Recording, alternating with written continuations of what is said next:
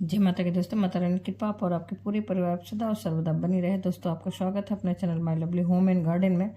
आज हम लोग जानेंगे दोस्तों अहोई अष्टमी की सही तारीख क्या है और रवि पुष्य समेत 4 शुभ योग कौन कौन से बन रहे हैं। तो इस बार का व्रत बहुत ही खास होने वाला है क्योंकि इसमें 4 शुभ योग भी बन रहे हैं। और जानते हैं इस वीडियो में पूजा का सही विधि और मुहूर्त, तारों को देखने का सही समय क्या है जिस समय पूजा किया जाता है और व्रत का पारण किया जाता है। दोस्तों, तो इस वीडियो की जानकारी बहुत ही महत्वपूर्ण होने वाली है, इसलिए आपसे अनुरोध है कि आप अवश्य ही पूरे अंत तक देखें और कोई भी जानकारी आपको अच्छी और उपयोगी लगे तो लाइक करें। फिर पहली बार आप मेरे चैनल पर आए हैं तो मेरे चैनल को सब्सक्राइब करें। कोई भी प्रश्न या सुझाव हो तो कमेंट बॉक्स में लिख सकते हैं। बेल नोटिफिकेशन अवश्य ही दबाएं जिससे आने वाले वीडियो आपको समय से प्राप्त हो सके। दोस्तों, तो जानते हैं अहोई अष्टमी से संबंधित सभी जानकारियों को। अहोई अष्टमी का व्रत संतान की सुरक्षा और उनके सुखी जीवन के लिए रखा जाता है। दोस्तों, अहोई अष्टमी का व्रत कार्तिक माह के कृष्ण पक्ष की अष्टमी तिथि को रखते हैं। जो माताएं व्रत रखती हैं वे शाम के समय में तारों को देखकर व्रत का पारण करती हैं। पूजा का शुभ समय शाम 5:33 से लेकर 6:52 तक है। ये व्रत माताएं अपने संतान की सुख समृद्धि और उनकी लंबी आयु और सुरक्षा के लिए रखती हैं, जिसमें निर्जला उपवास रखने का विधान है।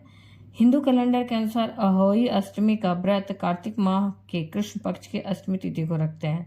अहोई अष्टमी करवा चौथ से 4 दिन बाद और दिवाली से 8 दिन पहले होती है। इस साल अहोई अष्टमी पर रवि पुष्य योग समेत 4 शुभ योग बन रहे हैं दोस्तों, जिसके कारण इस व्रत का महत्व और भी बढ़ गया है। जो माताएं व्रत रखती हैं वे शाम के समय में तारों को देखकर व्रत का पारण करती हैं, जबकि कुछ स्थानों पर चंद्रमा की पूजा के बाद पारण करते हैं लोग। फिर दोस्तों, अहोई अष्टमी की सही तारीख तो 5 को है। 5 तारीख को रखा जाएगा दिन रविवार, 5 नवंबर को, लेकिन शुरुआत हो रही है इसका 4 नवंबर की रात्रि में ही। लेकिन उदय तिथि के अनुसार इसे हम 5 नवंबर को रखेंगे। दोस्तों, अहोई अष्टमी पर तारों को देखने का समय क्या है, उस दिन चंद्रोदय का समय क्या है, ये भी जानते हैं। वैदिक पंचांग के अनुसार इस वर्ष कार्तिक कृष्ण अष्टमी का प्रारंभ 5 नवंबर को 12 तड़के 59 पर हो जाएगा। 1 बजने वाला रहेगा तभी हो जाएगा। और यह तिथि 6 नवंबर को 3:18 AM तक खत्म होगा। उदय तिथि और प्रदोष काल के आधार पर अहोई अष्टमी का व्रत 5 नवंबर दिन रविवार को रखा जाएगा। इस दिन बन रहा है रवि पुष्य योग दोस्तों, और उसके साथ ही 4 शुभ योग भी बन रहे हैं। तो 5 नवंबर को अहोई अष्टमी के दिन जो शुभ योग बन रहे हैं, 4 शुभ योग बन रहे हैं, क्या क्या है जानते हैं। सर्वार्थ सिद्धि योग है, शुभ योग और शुक्ल योग बन रहे हैं।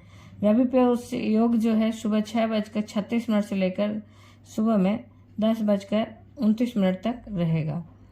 फिर सर्वार्थ सिद्धि योग सुबह 6:36 से सुबह 10:29 तक है। अहोई अष्टमी को प्रातः काल से शुभ योग प्रारंभ है जो दोपहर 1:37 तक है। उसके बाद से शुक्ल योग प्रारंभ होगा।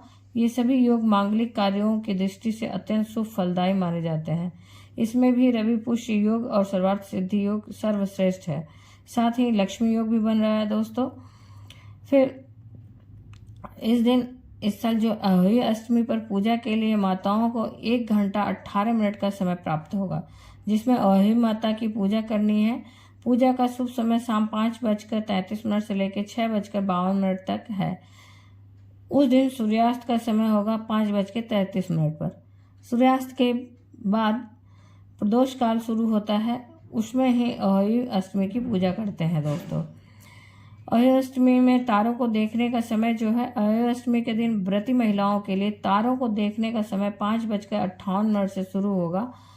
इस समय से आप तारों को देखकर अपना व्रत खोल सकती हैं। और कई जगह पे इस दिन चंद्रोदय के बाद चंद्रमा के दर्शन और पूजन के बाद पारण किया जाता है। अहोई अष्टमी के दिन चंद्रोदय देर रात 12:02 पर होगा। कृष्ण पक्ष में चंद्रोदय काफी देर से होता है। जो माताएं चंद्रमा को देखकर व्रत खोलती हैं उनको काफी लंबा इंतजार करना होगा। अहोई अष्टमी का व्रत संतान के सुख और सफलता के लिए रखा जाता है। माताएं सूर्योदय से सूर्यास्त तक निर्जला व्रत रखकर अहोई माता की पूजा करती हैं दोस्तों। ये व्रत उत्तर भारत में रखा जाता है। फिर उसके बाद दोस्तों इस दिन जो महिलाएं, जो बहनें गर्भवती होंगी वो कैसे इस व्रत को धारण करेंगी। तो दोस्तों हमारे शास्त्रों में सभी के लिए कुछ न कुछ छूट है। जैसे मरीज हैं या बुजुर्ग हैं या फिर गर्भवती हैं, उनके लिए इस दिन व्रत फलाहार रख सकते हैं और साथ ही वे चाहें तो अपने दवा वगैरह भी ले सकते हैं दोस्तों, क्योंकि उनकी मजबूरी हो जाती है। तो इनके लिए क्षमा है, उनके लिए कोई दोष नहीं है। और अगले साल, जैसे इस साल अगर जो महिलाएं गर्भवती हैं तो वो फलाहार व्रत रखें और अगली बार से वह निराजल व्रत रखें। इसी प्रकार से जो बहनें पीरियड्स में हैं, जिनकी पीरियड्स आ गई है उस दिन, वो क्या करें, तो वो व्रत तो रखेंगी, सिर्फ पूजा नहीं करेंगी, पूजा नहीं कर सकती, किसी सामग्री को नहीं छू सकते। घर में कोई हो अगर करने योग्य तो उससे पूजा करवा लें, और लेकिन व्रत को नहीं छोड़ना है, व्रत को रखना है। तो इस दिन दोस्तों अहोई माता का पूजा किया जाता है और उनकी कथा सुनी जाती है। तो पूजा की विधि क्या है दोस्तों? अहोई अष्टमी की पूजा का विधान सायंकाल प्रदोष बेला में करना श्रेष्ठ रहता है। इस दिन भर का उपवास रखने के बाद संध्याकाल में सूर्यास्त होने के उपरांत जब आसमान में तारों का उदय होता है तभी पूजा का आरंभ होता है। रात्रि में चंद्रोदय होने पर चंद्रमा को अर्घ्य दान दिया जाता है दोस्तों। इस दिन व्रत रखने वाली को सुबह जल्दी उठकर स्नान करना चाहिए। उसके बाद नित्य क्रिया से निवृत्त होने के बाद घर की जो नित्य की पूजा होती है उसे करते हैं। उसके बाद घर की एक दीवार को अच्छे से साफ करें और इस पर अहोई माता की तस्वीर लगाएं। इस तस्वीर को बनाने के लिए अगर नहीं है तो गेरू का भी इस्तेमाल कर सकते हैं या कुमकुम का। इसके बाद घी का दीपक अहोई माता की तस्वीर के सामने जलाएं। फिर पकवान जैसे हलवा, पूरी, मिठाई आदि को भोग अहोई माता को लगाएं। इसके बाद अहोई माता की कथा पढ़ें और उनके मंत्रों का जप करते हैं हुए प्रार्थना करें कि अहोई माता आपके बच्चे को हमेशा रक्षा करें, उनकी सुरक्षा करें और उनका सुख शांति समृद्धि प्रदान करें और उनकी तरक्की प्रदान करें दोस्तों। फिर अहोई मंत्र क्या है? इस दिन जो मंत्र जाप करना रहता है, क्योंकि पार्वती माता को ही अहोई माता के रूप में पूजा जाता है, तो अहोई अष्टमी से लेकर 45 दिनों तक ओम पार्वती प्रिय नंदनाय नमः का 11 माला जाप करने से संतान से संबंधित सारे कष्ट मिट जाते हैं दोस्तों। ये मंत्र मैं स्क्रीन पर भी दे दूंगी, वहाँ से आप देख सकते हैं। फिर अंत में कथा सुनते हैं और आरती करके समापन करते हैं दोस्तों।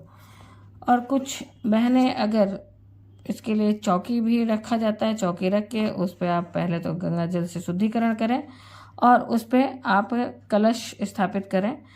और अहोई के लिए जो स्याहू माता की लॉकेट बनाई जाती है चांदी से, वो एक बार बनवाया जाता है और बच्चा जितने वर्ष का होता है उतने उसमें मोतियां हर बार गुथवाई जाती हैं दोस्तों। उसमें मोतियां हर साल नहीं लगाई जाती हैं। तो उसे पूजा किया जाता है, धागे में गुथवा कर लॉकेट जैसा रहता है चांदी का, स्याहू माता। और स्याहू माता की पूजा अर्चना की जाती है और उस लॉकेट को उस दिन पूजा के बाद दूसरे दिन से धारण करके दीपावली के बाद तक पहना जाता है। दीपावली के बाद किसी शुभ दिन में उसे उतार कर उसकी पूजा करके मीठा भोग गुड़ का लगाकर और अपने साथ से आशीर्वाद लेकर उसे कहीं सुरक्षित स्थान पर गंगा जल से शुद्धिकरण करके रख दिया जाता है दोस्तों। तो हम लोग जानेंगे इस व्रत की कथा आने वाले वीडियो में। उम्मीद करते हैं दोस्तों इस वीडियो की जानकारी आपको अच्छी और उपयोगी लगी होगी। अगर अच्छी और उपयोगी लगी तो लाइक करना ना भूलें, अपने फ्रेंड्स और फैमिली में शेयर करें। आप पहली बार मेरे चैनल पर आए हैं तो मेरे चैनल को सब्सक्राइब करें, बेल नोटिफिकेशन अवश्य दबाएं जिससे आने वाले वीडियो आपको समय से प्राप्त हो सके। दोस्तों कोई भी प्रश्न या सुझाव हो तो कमेंट बॉक्स में लिख सकते हैं। फिर मिलते हैं एक नई जानकारी के साथ नए वीडियो में। तब तक के लिए जय माता की, माता रानी की कृपा और आपके पूरे परिवार सदा सर्वदा बनी रहे दोस्तों। धन्यवाद दोस्तों।